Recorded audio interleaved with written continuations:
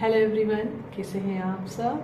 मैं कोमल अरविंद। और चलिए आज बात करते हैं ईगो क्या होता है, स्पिरिचुअल ईगो क्या होता है और इन दोनों से ही बाहर कैसे आना चाहिए और ये किन स्टेजेस में आपके साथ ज़्यादा ये एक्सपीरियंसेस ईगो के होते हैं, रेजिस्टेंस आता है ईगो को रिलीज करने के लिए। तो इसकी स्टार्टिंग में थोड़ी सी इन्फॉर्मेशन के साथ करना चाहती हूँ क्योंकि वो आपको इसको अंडरस्टैंड करने के लिए बहुत हेल्प करेगी। क्योंकि एक बार आप अगर बेसिक फंडा समझ जाएंगे ना, तो नेक्स्ट टाइम जैसे ही आप ईगो को रिलीज करने के लिए जाओगे और ईगो आपको कंट्रोल करने की कोशिश करेगा, आप इजीली उससे ब्रेक थ्रू हो पाओगे। स्टार्टिंग में से ये बताती हूँ मैं आपको कि हमारी सोल की कुछ स्टेजेस होती है, ठीक है। एक बिगिनिंग स्टेज होती है, एक मिड स्टेज होती है और एक ending. It is like completion की। तो एक नई सोल जब धरती पे आती है तो उसको यह एक्सपीरियंस करना होता है कि वह क्या नहीं है। अब वो न्यू सोल है तो already it is in pure forms, totally one consciousness में डिविनिटी के साथ है।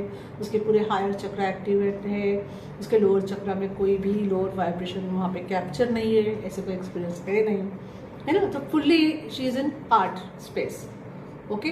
तो उसे ये पता है कि वो क्या है, पर उसे यह नहीं पता है कि वो क्या नहीं है। तो वो यह एक्सपीरियंस करने के लिए आती है, उस विजडम के लिए आती है कि she gone through the all the contrast experiences जो वो नहीं है, ओके। तो जो भी बुरे एक्सपीरियंसेस होते हैं जिसके थ्रू कई सारे इमोशंस फीलिंग्स आते हैं, वो उनके थ्रू जाती है और एक्सपीरियंस करती है कि वह क्या नहीं है। तो यहाँ पे चालू हुई न्यू बिगनिंग, ठीक है। फिर एक मिड स्टेज आती है जहाँ पे सोल फिर सोल पे यह कॉन्ट्रास्ट बहुत हावी हो चुका होता है एंड वो जस्ट डीपर एंड डीपर, ज़्यादा से ज़्यादा डार्कनेस के अंदर और उतरने लगती है, ठीक है। एंड तो थर्ड स्टेज होता है, वहाँ पे से अब वो सोल को इनफ कॉन्ट्रास्ट एक्सपीरियंस हो चुका होता है, वहाँ से वह अब उसको रिलीज करके बाहर निकलने लगती है वापस अपने उस प्योर फॉर्म में आने के लिए, वह सब छोड़ते हुए कि जो वो नहीं है और जो वो है, ठीक है। वहाँ वापस पहुँचने की साइकिल शुरू होती है। तो यहाँ जो स्टार्टिंग है, बिगनिंग स्टेज, जहाँ न्यू बिगनिंग की स्टेज है, जहाँ न्यू सोल आई है, वहाँ आ जाता है स्पिरिचुअल ईगो।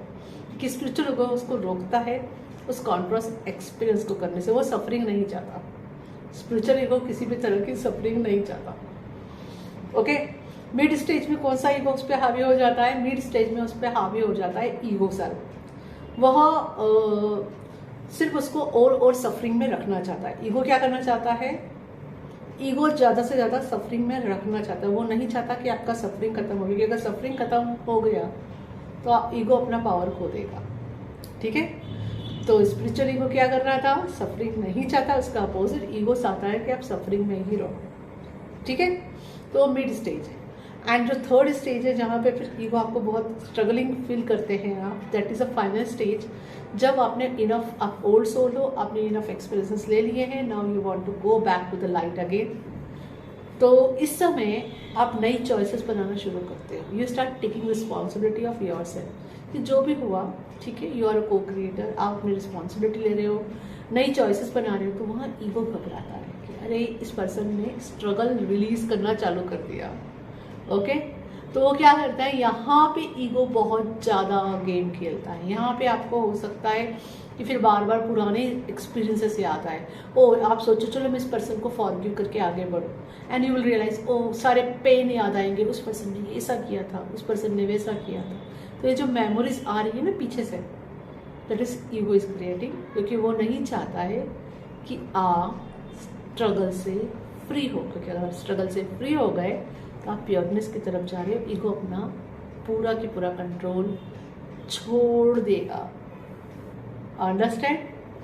तो नेक्स्ट टाइम जब भी आप कोई नई चॉइस बनाते हो, चेंज की तरफ जाते हो और पीछे की कोई भी ऐसी मेमोरी याद आए जो आपको लोअर वाइब्रेशन की तरफ खींच रही है, लाइक बहुत सारे स्टोरीज याद आए, है ना, जहाँ पे ये पता चल रहा है कि अरे नहीं वो इंसान ने आपके साथ कुछ गलत किया था, तो आप उसके साथ वापस अटैचमेंट कॉर्ड में ड्वेल होकर वहीं रुको। उसके लिए एंगर आए, उसके लिए रिवेंज का भाव आए, उसके लिए रेज आए, उसके लिए सारे लोअर इमोशंस, और आपको वापस से ऐसा फील हो कि आप विक्टिम मूड की तरफ जा रहे हो।